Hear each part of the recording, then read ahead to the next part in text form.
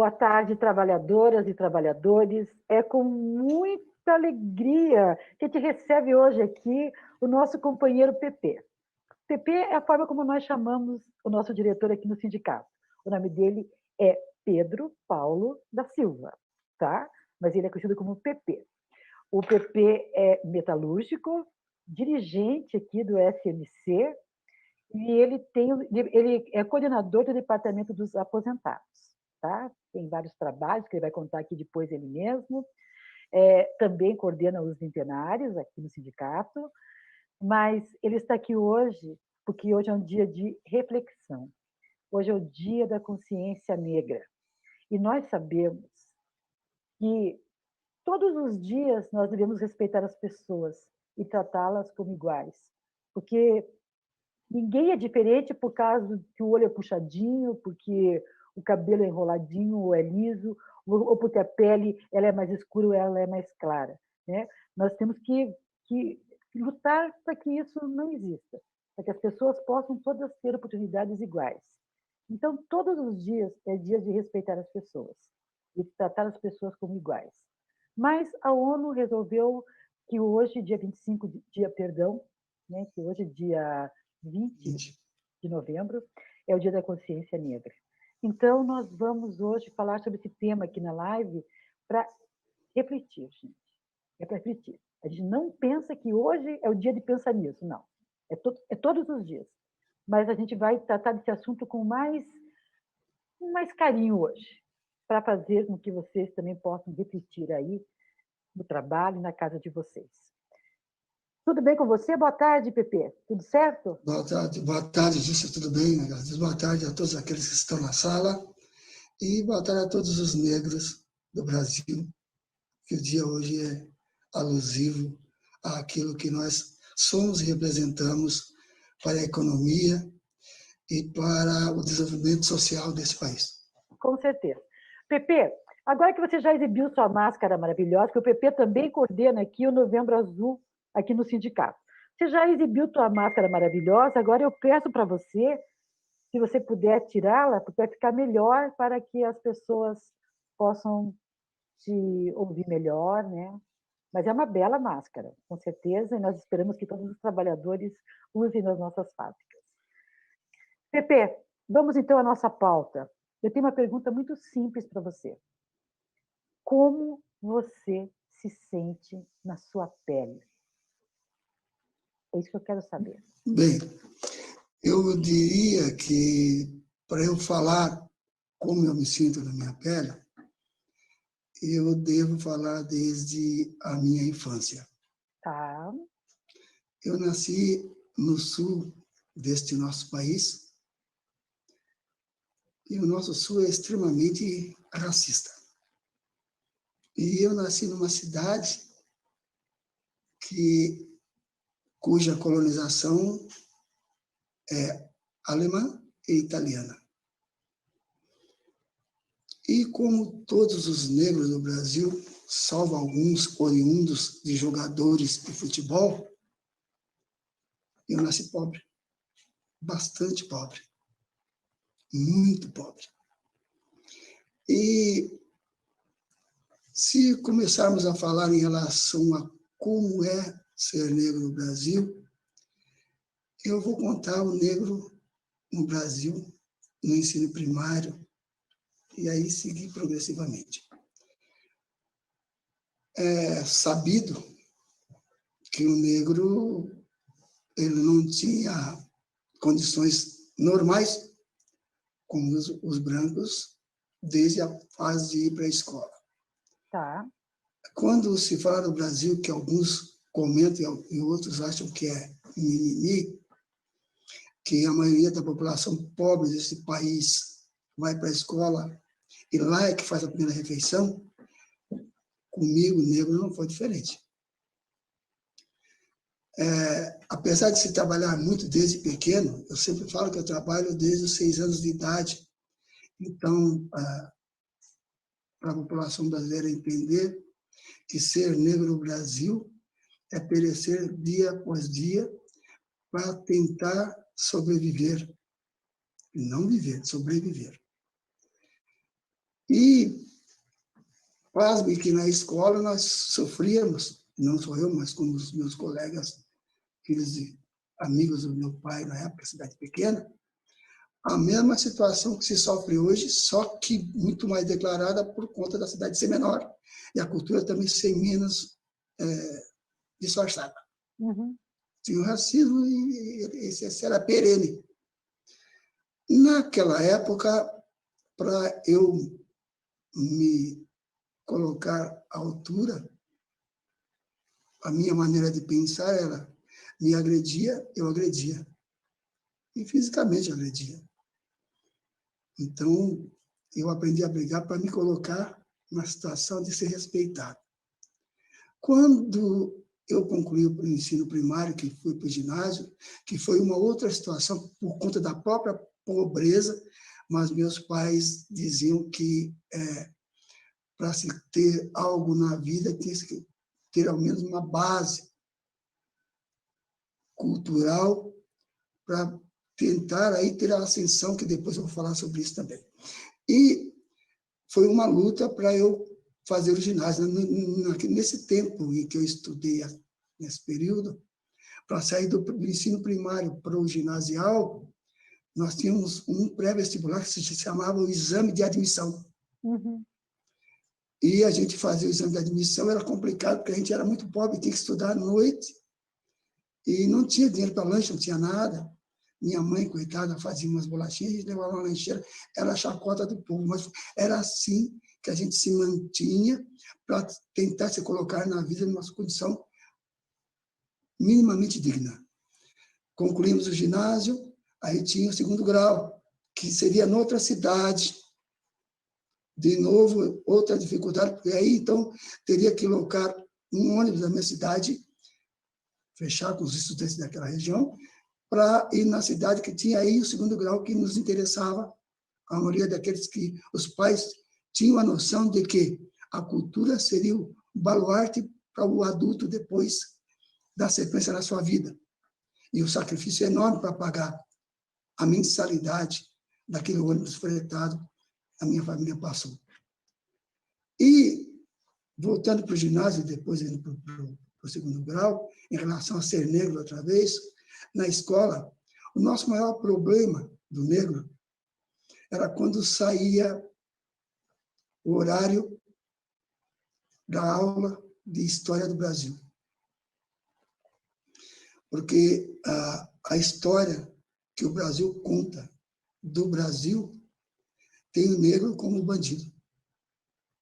Imagine você, criança de 13, 14 anos, numa sala de 45 alunos, como era grandinho, como mais taludinho, né? Até pela origem, que nós somos um pouco mais avantajados sobre a estatura, sentava mais atrás. Quando começava a se falar de história do Brasil, professores que não tinham a preparação para colocar, mesmo aquela história que não era a nossa história, mas era o que estava no livro, Antônio José Borges Hermida, foi o cara que escreveu a história do Brasil para que a gente estudasse no ginásio. Aquele monte de alunos, cabelos amarelos, olhando para trás, porque eu era o bandido da sala, mas os outros meus amigos. Então, eu tinha horror, perdoe, Nada. das aulas de história. Sim. Porque na aula de história eu virava aí o bandido caracterizado, Certo. representando os meus. Sim. E no segundo grau, em Orleans, já moço, eu tinha capacidade de fazer amizades, como eu tenho até hoje, então sim, eu vivia cercado de pessoas de cabelinho amarelo, inclusive meninas e tal, moças já, né? Uhum. Eu tinha um professor de higiene e puericultura, que nem se fala mais sobre isso hoje, sim, que chegava na porta da sala, assim, olhava lá para trás de novo, dizia, lá está a sabiá preta no meio dos canarinhos. Nossa. Então, eu falo que eu aprendi a ouvir esse tipo de colocação e esperar a hora certa para me colocar lá. Sim. Então, qual foi a hora certa que eu esperei para isso? Eu fui um dos melhores alunos daquele colégio. Eu retorno. E eu tinha muita vontade de saber, me aplicar para isso, e eu tinha a responsabilidade de não jogar o dinheiro dos meus pais no lixo, que eles não tinham dinheiro, eles faziam dinheiro para estudar.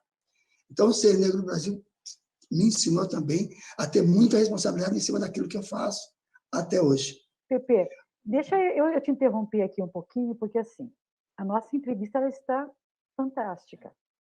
Você está passando para a nossa audiência aqui exatamente a sua vivência, e ela está sendo muito importante para nós, né? É impossível que a gente não reflita sobre o que você está falando. Então, eu quero dar um salto agora. Já ficou claro para nós como foi a parte da infância, o segundo grau, como trabalhador, porque daí você se torna metalúrgico e você vai para o mercado de trabalho.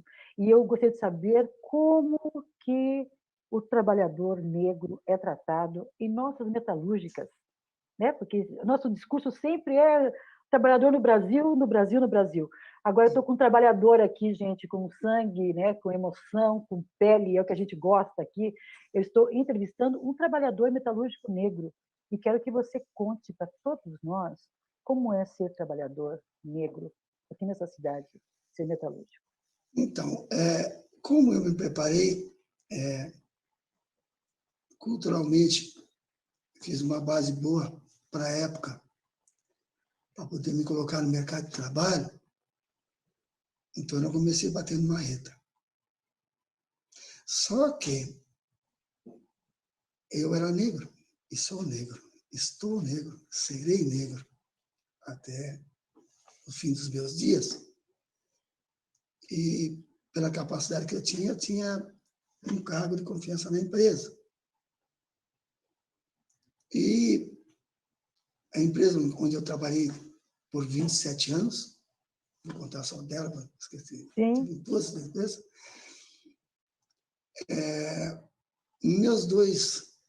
meus 3 primeiros anos nessa empresa, cada dia que amanhecia, que eu tinha que trabalhar, eu dizia, meu Deus, como é que eu vou aguentar isso?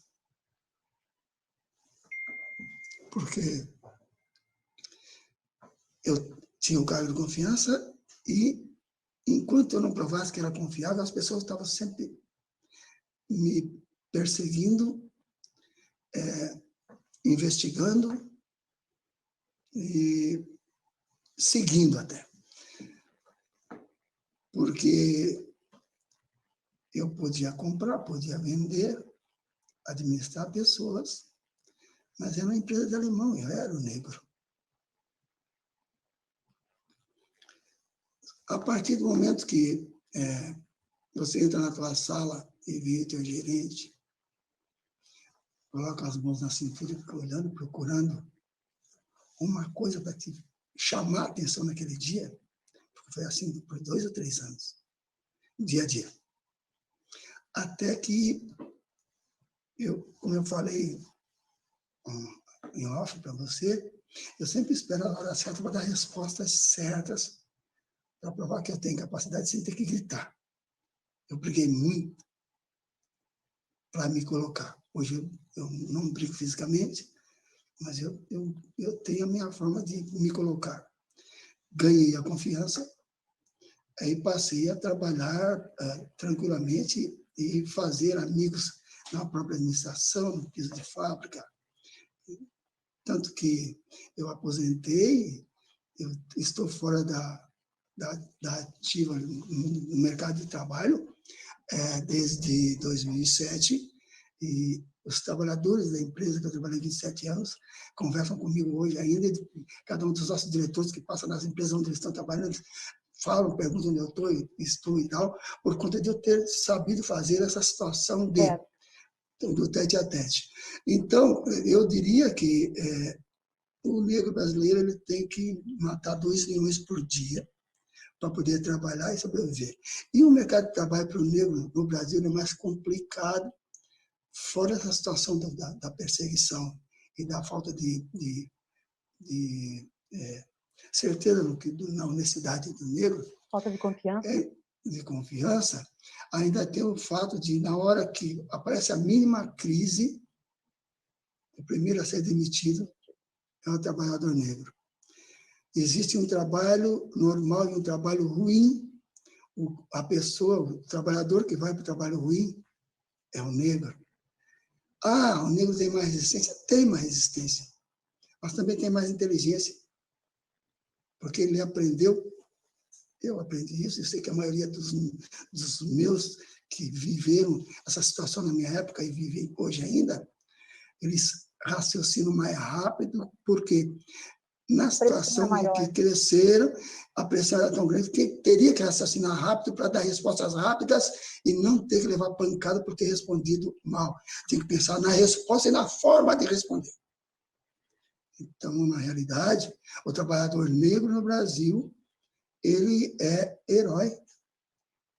Porque, primeiro, ele tem que provar que é honesto, que é produtivo, que é inteligente e que é um cidadão do bem, sempre.